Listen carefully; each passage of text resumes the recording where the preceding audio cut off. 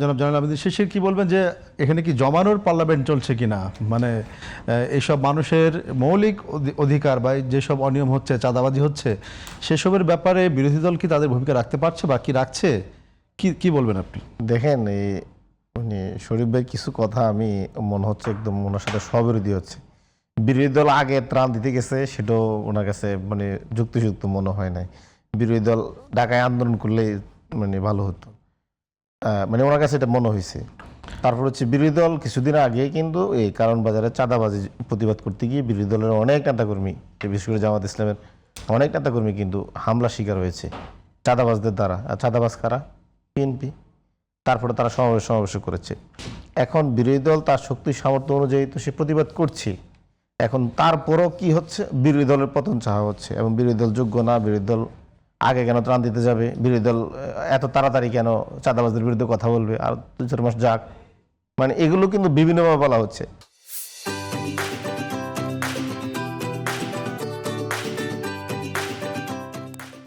এছাড়াও ভাই যে জিনিসগুলো বললেন, যে ভাই একসময় লেফটিস্ট রাজনীতি করতেন, বাইরের জায়গা থেকে ঠিক আছে যে এখানে সরকারি দল বিরোধী দল, এখানে মার্কিন যুক্তরাষ্ট্রের যে ককাসের প্রোগ্রাম, ওনারা একটা আদর্শবাদী রাজনীতি করে, ওনারা আমেরিকা বিরোধী রাজনীতি করে বা আমেরিকান পলিসি বিরোধী রাজনীতি করে, ওনাদের জন্য ঠিক আছে।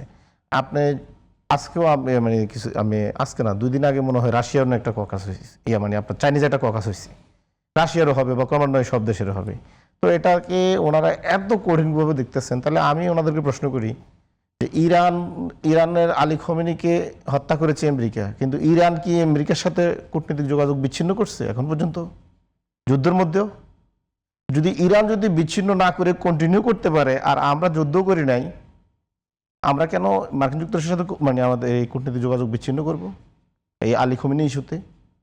আচ্ছা, আবার এটা বাদ দেন যে ফিলিস্তিনে যে যে পরিমাণ ইসরায়েলি হামলা করে মার্কিন যুক্তরাষ্ট্রের উস্কানিতে, ফিলিস্তিনের রাষ্ট্রদূতরা এরা কি মার্কিন যুক্তরাষ্ট্রের সাথে যোগাযোগ বিচ্ছিন্ন করছে? এটা কি আপনি পারবেন? রাষ্ট্র কি পারে কখনো কারোর সাথে যোগাযোগ বিচ্ছিন্ন করতে, কূটনৈতিক যোগাযোগ? এখন আপনি যদি মনে করেন না এটা ঠিক না, আপনার ইরানের সাথে মার্কিন যুক্তরাষ্ট্র ইসরায়েল যে আচরণ করেছে, তারা তাদের মতো করে এটা দেখতেছে। ঠিক আছে, আমরা নিন্দা করেছি, আমরা ঢাকায় বিক্ষোভ করেছি, রাষ্ট্রপক্ষ থেকে বিবৃতি দেওয়া হয়েছে, কিন্তু মার্কিন যুক্তরাষ্ট্র তো আপনার সাথে তো কিছু কাজ ভালো করে। সে আপনার সাথে ব্যবসা করে, সে আপনার দুর্যোগে ত্রাণ দেয়, সে আপনাকে শিক্ষার জন্য অনেক স্টেফেন দেয়। তাহলে আপনি তো এর ভালো কাজগুলো যেটা আছে, সে তো আপনার সাথে কূটনৈতিক যোগাযোগ মেনটেন করেই করছে। তো আপনি সেটা কি কৃতজ্ঞতাবোধ রাখবেন না, নাকি শুধু একটা দিয়ে সব জিনিস আপনি খারিজ করে দিবেন যে না, তাকে আর কোনোভাবে আমি আমার টেরিটরিতে রাখবো না? বরং ওনারা যে রাজনীতি করে, বামকেন্দ্রিক রাজনীতি, এটা ঠিক আছে, ওনারা মার্কিন সাম্রাজ্যের পতন চায়, মার্কিন যুক্তরাষ্ট্রের পতন চাইতে পারে, কি আমি মনে করি না এটা দোষে কিছু, ওনাদের একটা আলাদা আইডিওলজি আছে। কিন্তু একটা রাষ্ট্র হিসেবে আমি মনে করি এটা খুব বেশি বড় অন্যায় করে ফেলছে বলে মনে হয় না।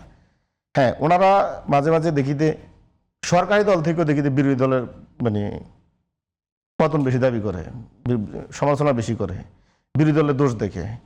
সরকার ত্রাণ দিল কিনা, কয় টাকা ত্রাণ দিল, সেটা নিয়ে কোনো কথা বলে না। বিরোধী দল আগে ত্রাণ দিতে গেছে, সেটা নিয়ে বড় কিছু হয়েছে। অথচ বিরোধী দল বারবার বলছে সরকার চিটাগং অঞ্চলে বন্যায় পর্যাপ্ত ত্রাণ দিচ্ছে না, মাত্র মাথাপিছু 38 টাকা করে ত্রাণ দেওয়া হয়েছে। বিরোধী দল কথা বলার কারণে তো 38 টাকা পর্যন্ত আসছে, না বলে তো দিতই না, এমন ভাবখানা। বিরোধী দলের নিজের সক্ষমতা অনুযায়ী গিয়েছে, সেটাকে কিন্তু আজকে বলা হচ্ছে যে না, এরা আগে গেছে কেন, ঢাকা আগে বিক্ষোভ করতো। ঢাকা যদি ধরেন আগে বিক্ষোভ করতো, তখন বলা হতো কি এরা মানুষের পাচ্ছে না, কারণ এরা হচ্ছে এত বড় একটা দুর্যোগকে নিয়ে রাজনীতি করে, এরা আগে উচিত ছিল তাদের ত্রাণ নিয়ে তারা পোষাই যাওয়া। আগে কিসের রাজনীতি? আপনি বিরোধী দল এখন যেটাই করে সেটাই দোষ। বিরোধী দল এখন চাঁদাবাজ যদি এখন আপনার যেটা হচ্ছে গুলিস্তানের চাঁদাবাজের হাতে মার খেলেও দোষ, তুমি ঠিক আছে, তুমি গ্যাসও কিনলে চাঁদাবাজি, এরা 5 বছর ক্ষমতায় আসছে, চাঁদাবাজি করবে, দলটা তো এইভাবে চলে। আর যদি ধরেন চাঁদাবাজের এখানে প্রতিবাদ নাও করে, বিরোধী দল প্রতিবাদ করছে না। আপনি এই বাংলাদেশে আমি একটা শ্রেণী দেখতে পাচ্ছি, যারা হচ্ছে সরকারি দলের পতন চায়, বিরোধী দলের পতন চায়, পৃথিবীর একটা ইউনিক জিনিস।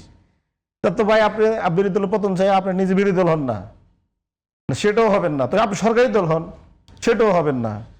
তা কিছু একটা হন, সেটাও হবেন না। আপনি কি চান তাইলে?